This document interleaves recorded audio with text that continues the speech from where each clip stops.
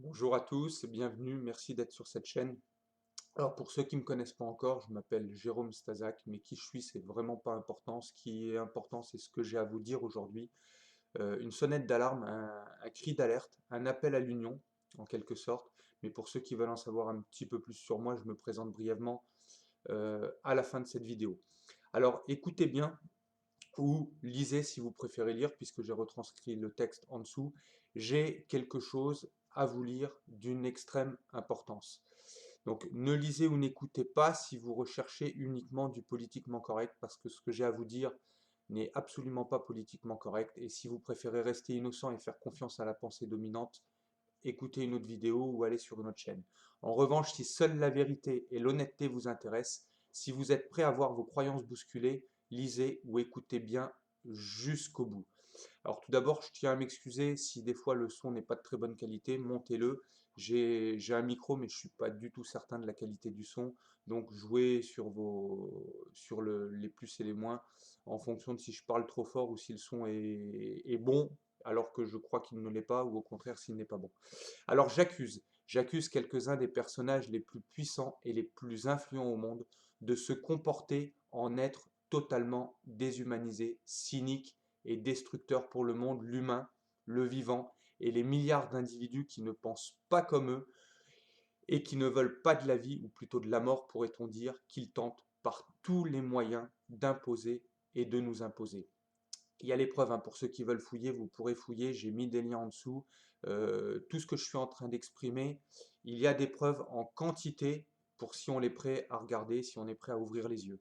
J'accuse une large part de nos gouvernements mondiaux, et en tout cas la plupart de nos gouvernements européens, et particulièrement notre gouvernement d'usurpateurs, parce qu'il n'y a pas d'autre mot.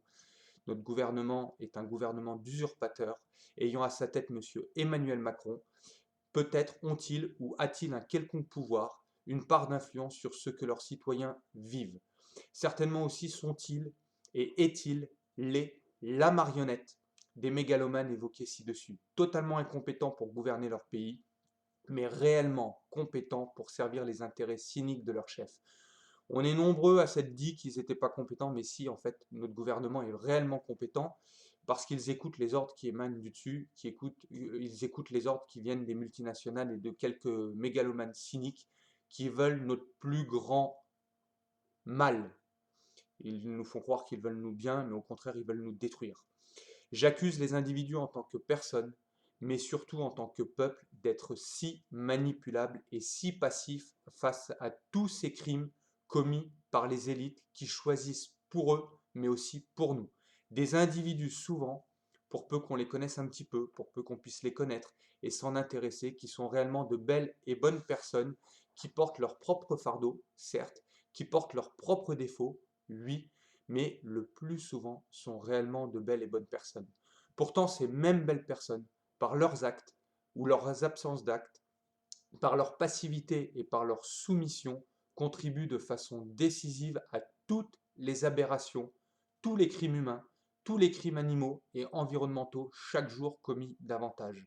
Des gens pour la plupart intelligents, cultivés, éduqués, qui compromettent eux-mêmes leur propre vie, la vie de leurs proches, la vie de leurs enfants ou de leurs parents, la vie de dizaines ou de centaines de milliers, voire de millions de personnes à travers le monde, de milliers ou de dizaines de milliers d'espèces. Pour seulement trois raisons, toutes les trois totalement erronées. Un pseudo-confort, une pseudo-sécurité et un pseudo-progrès. Toutes ces personnes ont refusé d'apprendre à penser par elles-mêmes, d'apprendre à mettre en doute la propagande qu'on leur livre, d'apprendre à choisir pour elles-mêmes en accord avec le bien commun.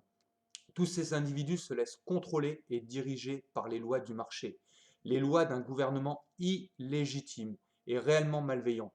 Je sais, il y en a encore beaucoup qui réussissent à se convaincre que notre gouvernement pourrait être bienveillant. Désolé de devoir vous le dire si brutalement, mais essayez donc de vous jeter d'une falaise, fermez les yeux et priez votre Dieu ou votre idéologie préférée et attendez de voir ce qu'il va se passer. Car à peu de choses près, faire confiance ou même seulement se soumettre au gouvernement, c'est la même chose. J'accuse tous ces meneurs d'idées, ces meneurs d'opinion, ces meneurs de groupe, ces chefs de mouvements contestataires en tout genre, de n'avoir rien de concret à proposer en lieu et place du système actuel. sinon d'être de doux rêveurs, imaginant seulement une utopie, sans moyens ni stratégie concrète d'y parvenir, ou encore de n'être que de simples nouveaux chefs, emplis d'ego, incapables de s'unir ni même d'échanger avec les autres meneurs de groupe pour ensemble combattre l'ennemi commun et agir ensemble pour le bien commun. Je mets une parenthèse à ce que je suis en train de vous dire. Il y a des solutions, je vais y revenir à la fin et puis je vais mettre des liens également à la fin, mais il y a des solutions pour s'unir et c'est justement pour ça que je fais ce cri d'appel, parce que j'en ai marre de voir trop de blabla sur les réseaux et trop de mouvements citoyens qui ont de bonnes intentions mais qui sont complètement dispersés.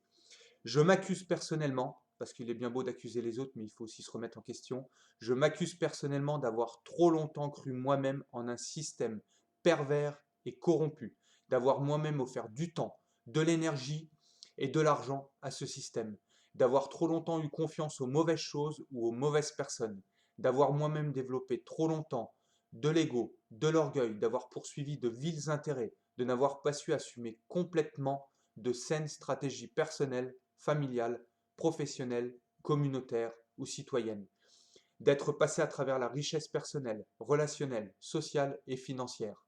Car oui, la richesse financière aussi est importante pour mener à bien des projets humains, citoyens ou environnementaux. Je m'accuse de manquer de nombreuses compétences qui s'avèrent pourtant cruellement nécessaires pour survivre dans le monde d'aujourd'hui et pour pouvoir l'améliorer.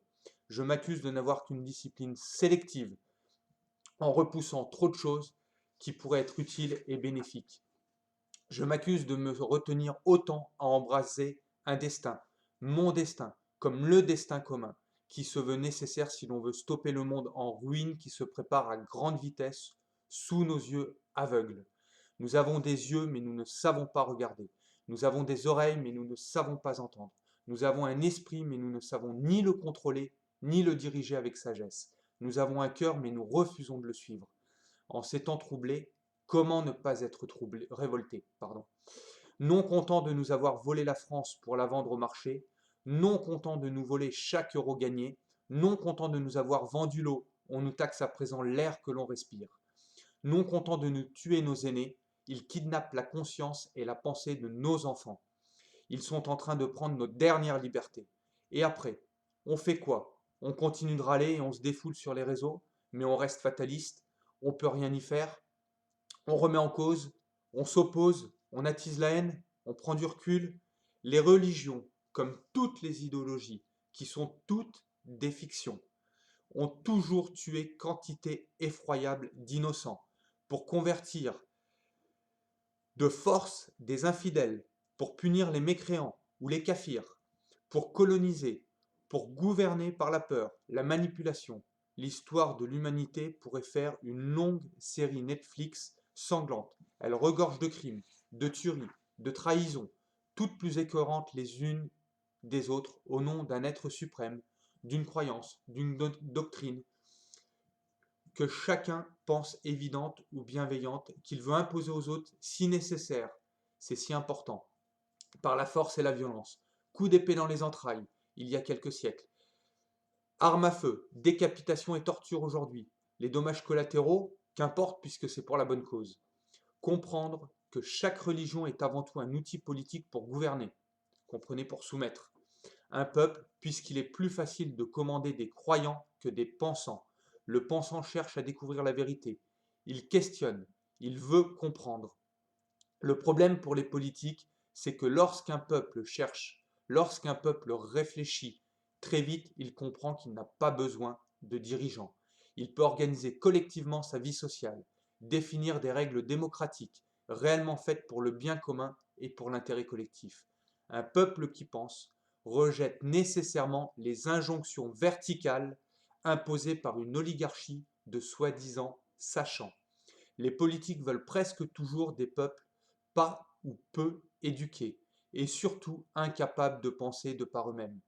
Ne nous trompons pas, c'est l'intérêt principal des gouvernements. J'accuse le néolibéralisme, mais parmi toutes les croyances, que ce soit le christianisme, l'islam, l'hindouisme, le bouddhisme, le judaïsme et les 10 000 autres religions et chiismes, mais aussi toutes les idéologies, que ce soit le communisme, le marxisme, le socialisme, le nationalisme, le nazisme, le capitalisme, que nous nous opposons depuis des siècles, il en est une qui a surclassé toutes les autres réunies. La plus grande meurtrière de toute l'histoire et qui tuera encore des millions, voire des milliards d'humains jusqu'à l'extinction complète de l'humanité. Une idéologie qui a tué, qui tue et qui tuera bien plus que tous les virus connus réunis. Tel un virus, elle s'est propagée en quelques décennies sur toute la planète et tente de contaminer les dernières parcelles d'espace libre. Et nous n'avons pas de vaccin. Comme une religion, ces fanatiques prient et ne reconnaissent qu'un seul Dieu, l'argent. Peu importe les moyens les plus odieux pour l'obtenir, inégalité, vol, raquettes, pillage, meurtre et crimes, guerre civile, stratégie du choc, destruction environnementale et même pseudo-pandémie et choc économique à répétition. Ne nous trompons pas, nous sommes en train de vivre une pseudo-pandémie. Je sais qu'il y en a qui ne sont pas d'accord avec ça. Il n'y a rien au jour d'aujourd'hui qui est en mesure de nous prouver clairement la dangerosité supérieure à un quelconque virus traditionnel. Et en tout cas, ça n'est pas une pandémie selon les chiffres qu'ils ont transformés, puisqu'une pandémie, vous auriez des morts dans chaque famille, vous auriez des contaminés en permanence, et il y aurait 10 à 15% de la population qui aurait déjà été éradiquée en 4 mois. Donc fouillez, renseignez-vous, je ne vais pas rentrer dans les détails scientifiques ici parce que la vidéo prendrait des heures, mais je vais vous mettre des liens qui vont vous permettre encore une fois de fouiller. Cette idéologie, c'est le libéralisme et son corollaire, le nouvel ordre mondial, un capitalisme du désastre, qui n'épargnera rien ni personne hormis la petite clique d'oligarques. Déjà en 2009, Sarkozy nous l'avait affirmé, on ira ensemble vers ce nouvel ordre mondial et personne, je dis bien personne, ne pourra s'y opposer. La quasi-totalité des dirigeants de ce monde, qu'ils soient politiques ou économiques, ou financiers bien sûr, puisque c'est eux qui tirent les ficelles, c'est eux qui décident et qui imposent de tout, vouent un culte sans faille à cette idéologie. Les gouvernements, le FMI, la Banque mondiale donnent un message clair. Il n'y a qu'une seule façon de faire les choses, le néolibéralisme. À travers ce que l'on croit être de simples échecs répétés, se cache la mise en place systématique de chocs économiques et militaires, mise en place de dictatures ou de soi-disant nouvelles démocraties avec choc économique, augmentation de la pauvreté, enrichissement des multinationales étrangères. Cessons de croire au langage ronflant du gouvernement ou de nos gouvernements, leur seul objectif étant de nous détruire. Au plus ils y parviennent, plus rapide sera leur enrichissement personnel. La planète est contaminée, l'homme est contaminé, de nombreuses espèces disparaissent et gardent à toute personne ou à tout groupe qui tenterait de remettre en cause les résultats criminels de cette idéologie. Les plus calmes passent au mieux pour de simples utopistes, au pire pour des charlatans ou des complotistes. Le fameux mot à la mode qu'on entend partout dès qu'on conteste un peu la pensée dominante. Quand les plus audacieux sont au mieux arrêtés, voire internés ou pire, suicidés. Ces drames et ces crimes ne sont certes pas nouveaux. De tout temps, ils ont existé. Ce qui est plus grave, c'est que dans un État dit de droit, dans un État dit démocratique, dans un État dit des droits de l'homme, on en soit arrivé à ces excès surréalistes de dictature. Il n'y a pas d'autre mot, on est en dictature. J'en vois déjà qui vont s'insurger. Tu n'as qu'à aller en Chine ou en Corée du Nord, tu verras ce que c'est qu'une dictature.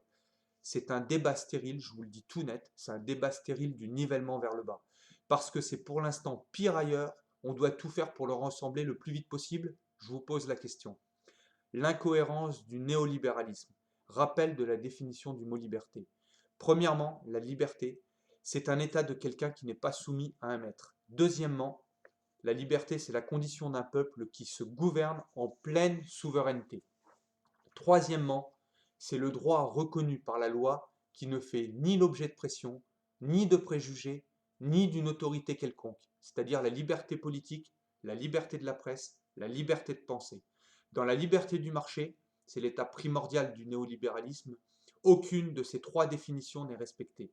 Le maître, c'est le marché. Il a tous les droits, y compris celui de véhiculer une image totalement mensongère. Il n'y a qu'à voir une publicité du lobbying alimentaire, de bénéficier de subventions, de réductions fiscales, de surveillance de ces locaux militarisés. En France, on est soumis à l'Europe, en déni total du peuple ayant exprimé clairement son refus. Ceci constitue un détournement clair de la Constitution qui disqualifie de fait nos dirigeants à exercer une quelconque autorité. Une autorité qui n'est pas légitime s'appelle une oppression.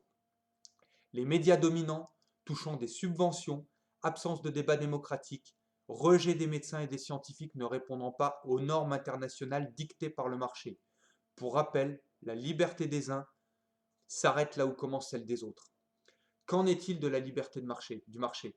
Elle n'accepte aucune frontière, elle écrase toutes les libertés individuelles, elle augmente l'inégalité, l'injustice et la pauvreté. C'est le résultat direct de son expansion délirante, mais extrêmement lucrative pour quelques multinationales. Bien entendu, les financiers et nos gouvernements n'ont de cesse de nous expliquer, argument fallacieux à la pluie, que la liberté du marché est le seul et unique système possible pour l'humanité. Ils font fi du manque d'eau courante, de la faim dans le monde. Chaque jour, écoutez bien, chaque jour, 25 000 personnes, dont 18 000 enfants, meurent de faim dans le monde. Une honte au XXIe siècle, avec toutes les technologies qu'on a, avec la science, avec les avancées qu'on a, les connaissances et l'intelligence qu'on a. C'est une honte, c'est même un crime. Il y a 135 millions de personnes qui sont au bord de la famine. Pardon. Ce chiffre devrait passer à 265 millions grâce à la gestion liberticide de la pseudo-crise Covid. On va doubler le nombre de personnes au bord de la famine pour une pseudo-crise Covid qui a quelques cas. Alors attention, je ne suis pas en train de dire que ces cas sont insignifiants, c'est déjà trop. Mais on a les moyens médicaux, on a les moyens scientifiques, on a les moyens techniques de les soigner. Alors arrêtons de nous raconter des conneries à longueur d'antenne télévisée. Pendant ce temps, le néolibéralisme entraîne le gâchis. 1,3 milliard de tonnes de nourriture sont gâchées chaque année. On augmente la pollution de l'air par les transports, production et consommation d'énergie, production de déchets, etc. etc. 1,3 milliard de tonnes de nourriture sont gâchées. Le néolibéralisme transforme le climat. Une partie de la planète sera très bientôt invivable, totalement invivable. Il empoisonne la terre. La terre, c'est notre mère nourricière. L'empoisonner revient à tuer sa propre mère. Pour ceux qui ont besoin d'images pour comprendre les chiffres ou les pensées non conformes, quand on tue la terre, on tue notre mère. Il a déjà privatisé, le néolibéralisme a déjà privatisé l'eau, ressource naturelle, propriété de tous. C'était déjà un crime de facturer de l'eau et maintenant on nous taxe pour l'air que l'on respire. Je suis scandalé quand j'en vois qui approuvent, voire qui applaudissent. J'en profite pour faire un appel aux forces de l'ordre, gendarmes, policiers, ou peut-être militaires, mais en tout cas gendarmes et policiers, arrêtez de dresser des amendes pour le non-port du masque. On respire, c'est un droit en même temps qu'une liberté et vous avez le devoir de ne pas écouter des ordres illégitimes qui viennent d'une hiérarchie verticale d'usurpateurs est totalement illégitime. On doit tous se réunir, que vous soyez force de l'ordre, donc que vous soyez policier ou gendarme, que l'on soit commerçant, artisan, artiste, citoyen, professeur, enseignant, peu importe quelle est notre origine, quel est notre statut social, on doit tous se réunir contre notre gouvernement et contre les multinationales. Donc j'en appelle à l'intelligence et à la confiance des forces de l'ordre, à votre humanité pour vous joindre à nous et pour cesser d'appliquer des règles absurdes. Le crime environnemental du néolibéralisme est nos limites. Bah oui, il nous faut bien le dernier téléphone intelligent à la mode pour recevoir 24 heures sur 24, 7 jours sur 7, 365 jours sur 365, les dernières nouvelles du Covid. Et écouter les nouvelles recommandations pour notre plus grand bien d'Emmanuel Macron ou d'Olivier Véran. Toutes les guerres modernes ont été orchestrées par ce néolibéralisme. Ben oui, la guerre c'est très lucratif. Bref, le néolibéralisme est l'idéologie la plus simpliste et la plus mortifère de toutes. C'est le prix à payer pour profiter du confort des dernières technologies. C'est encore le néolibéralisme qui a corrompu la médecine à grand renfort de pression et de salaires et commissions outrageuses. Vaccins mortifères, traitements aberrants, molécules chimiques destructrices, mais extrêmement rentables. La nourriture saine, tout le monde ou presque s'en fout. Développer son système immunitaire, personne n'y comprend rien. Du temps pour méditer ou faire du yoga, j'ai pas le temps, mon planning est déjà rempli avec mon smartphone. Faire du sport, c'est interdit, on risquerait de choper le virus. Et attention à ne pas en parler sur les réseaux, vous serez traité de complotiste. Une personne en bonne santé ne consomme pas de médicaments et ne suit aucun traitement. Elle n'est donc pas rentable. Il faut bien que ces messieurs des laboratoires rentabilisent leurs investissements. Si vous voulez croire qu'un virus peut mettre à plat l'économie, détrompez-vous. C'est très rentable. La grande distribution, Amazon, Netflix, Facebook, le trafic d'armes ou l'industrie pharmaceutique se portent très bien. C'est aussi le néolibéralisme qui surcharge les salles de classe dans les écoles, qui diminue les lits dans les hôpitaux ou qui finance les flics pour nous tabasser dans les manifs. Ben oui, il faut bien fermer sa gueule, sinon les gens pourraient bien comprendre et se réveiller. Certains enseignants tentent toutefois d'apprendre à leurs élèves de penser par eux-mêmes. Merci à eux, j'ai beaucoup de respect pour les quelques enseignants qui cherchent à apprendre à leurs élèves à penser par eux-mêmes. Mais attention, c'est contraire aux directives. C'est le néolibéralisme qui a transformé nos forces de l'ordre, initialement garants de la prévention et de la sécurité des citoyens, en véritables tyrans autoritaires devenus de simples gardes du corps du système. Combien de policiers suicidés depuis ces dernières années? Il y a déjà 2400 ans, Platon disait qu'il ne faut jamais donner le pouvoir à ceux qui le veulent. C'est pourtant précisément ce que l'on fait dans le jeu démocratique truqué du néolibéralisme. Vous pensez que c'est grave? Je vous dis que cela n'est rien en comparaison avec ce qui s'en vient. Si nous poursuivons nos discussions et nos clivages, c'est pour ça que j'en appelle à nous réunir. Nous sommes tellement incultes en histoire, en politique et en pensée libre que nous croyons impossible de nous gouverner par nous-mêmes. Certains confondent même la souveraineté avec de l'anarchie. Nous devons supprimer la corruption et les conflits. Nous devons reprendre notre liberté et notre souveraineté, seul garant du bien commun, de la santé physique et mentale et d'une possible harmonie entre les peuples. Combien de preuves avons-nous besoin?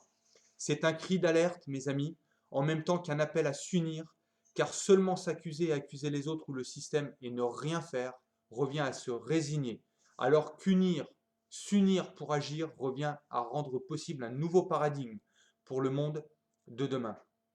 Il est formellement établi que nos dirigeants nous mentent, mais pire encore, ils préparent, écoutez bien, ils préparent la destruction du monde, du vivant, de la santé et de l'économie.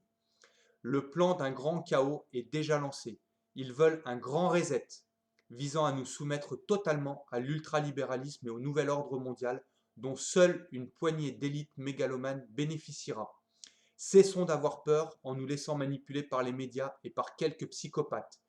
Cessons les divergences, voulues et même orchestrées par le gouvernement. Rassemblons-nous tous ensemble. Arrêtons ce gouvernement qui devra être jugé pour crime contre l'humanité. Le lien pour pouvoir agir concrètement, je vous le mets en dessous de la vidéo. Les commentaires sont désactivés, c'est volontaire. C'est plus la peine de débattre, ni de blablater, et encore moins de se disputer en désaccords divers. L'heure est à l'action concrète. Il sera temps, une fois le gouvernement arrêté, une fois la corruption et la manipulation stoppées, de mettre en place une transition qui nous permettra de retrouver notre souveraineté, et des débats pourront alors seulement être constructifs et applicables. Je vous ai mis plusieurs liens en dessous que je vous invite à visiter si vous voulez avoir des détails sur ce que je viens d'affirmer. Je vous avais promis de me présenter en quelques mots, alors c'est pas très important, mais je vous dis quelques mots. Vous comprendrez peut-être aussi mes propres biais cognitifs ou mes propres défauts ou les propres critiques qu'on peut me faire. Et en tout cas, ça vous montrera peut-être aussi mon authenticité et ma véritable volonté à être engagé pour le bien commun, pour la souveraineté et pour s'unir tous ensemble. Alors mes influences, tout d'abord, après avoir ouvertement critiqué le système politique, social, économique qui nous gouverne depuis des décennies en France comme dans le monde, il convient de me présenter un minimum, c'est ce que je vous disais juste avant. Même si, qui je suis, pour me permettre de dire tout ça importe peu, je vous donne 2-3 précisions, peut-être utiles. Je suis issu d'une maman, mère au foyer, aimante et protectrice, et d'un papa gendarme droit et discipliné. J'ai été élevé dans le respect le plus absolu des lois, des normes et des règles sociales. Dès l'âge de 7 ans, je découvre le judo, que je pratiquerai durant 14 années. Plus qu'un sport, j'y ai découvert une véritable école de vie, de courage et de respect. Adolescent, j'étais peu intéressé par l'école et par les études, que je trouvais ennuyeuses et inadaptées. J'ai donc passé énormément de temps à lire et à tester tout ce que j'ai pu découvrir sur le sport, sur la santé et sur l'alimentation. Après un service national de 16 mois dans la gendarmerie, nous sommes en 1998-1999, époque où mon sens du pays, de la nation et de la patrie était fortement développé, suivi d'une expérience commerciale pour un grand média parisien, mon sens de la discipline, associé à mon goût pour le sport et la santé, combiné à l'esprit d'entreprendre, je suis devenu coach sportif et préparateur physique. La passion des clients, associée à un goût prononcé pour l'évolution, le fonctionnement du cerveau humain, les motivations, la confiance en soi, le mécanisme des peurs, pardon, les croyances limitantes et les neurosciences m'ont amené à devenir coach mental 9 ans plus tard. Et la direction de mes quelques sociétés de coaching m'ont amené à comprendre beaucoup de choses sur les gens, sur la nature humaine, sur l'entrepreneuriat, sur l'argent, en gagner comme en perdre, le social, la fiscalité, la bureaucratie. Au niveau des lectures, mouvances ou pratiques, mes influences sont, outre mon premier coach Étienne Couture, que je salue ici, qui a été révélateur de beaucoup de choses pour moi, bien entendu les coachs internationaux tels Anthony Robbins, Martin Latulippe, Franck Nicolas ou David Lefrançois, l'Ayurveda avec principalement Deepak Chopra, Napoleon Hill, Rudolf Tanzi, Idriss Aberkan, Nelson Mandela, James Redfield, Mingyur Rinpoche, désolé pour la prononciation, le Dalai Lama, Robin Sharma, Marlo Morgan, Pierre Rabhi, Laurent Gounel, que je salue parce que je sais qu'il transmet un minimum de goût pour la lecture à notre jeunesse, donc je trouve ça extraordinaire, entre autres. George Orwell, Aldous Huxley, Naomi Klein, Yuval Noah Harari, que je salue également, notamment pour son excellent ouvrage Sapiens, qui donne un bel éclaircissement sur notre histoire et sur l'humanité en général. Je suis par ailleurs moi-même auteur du livre Le pouvoir des décisions. J'écris quasiment quotidiennement, je pratique yoga et méditation, et je fais toujours du sport à raison de 4 à 5 fois par semaine à l'âge de 43 ans. J'ai donc aussi mes propres biais cognitifs, mes peurs et mes doutes, mais je suis fermement engagé, encore une fois, je vous assure que je suis fermement engagé pour un meilleur paradigme humain, pour l'environnement, pour la santé dans son ensemble et pour la liberté, c'est-à-dire la liberté d'aller et venir comme de penser et de s'exprimer. Merci à tous pour m'avoir écouté, merci de lire le texte qui se trouve en dessous, fouillez, je vais également mettre un lien vers un documentaire pour ceux qui ont besoin vraiment de voir toute la vérité. Je salue le réalisateur, et le producteur et tous ceux qui ont aidé euh, à ce film documentaire. C'est Hold Up pour ceux qui veulent fouiller un petit peu. Il y en a une bande-annonce. Le film documentaire est déjà disponible au moment où je poste la vidéo. Donc je vous invite, je vous encourage dans ce mouvement-là. Merci à tous, belle journée à tous et rassemblons-nous pour un monde meilleur.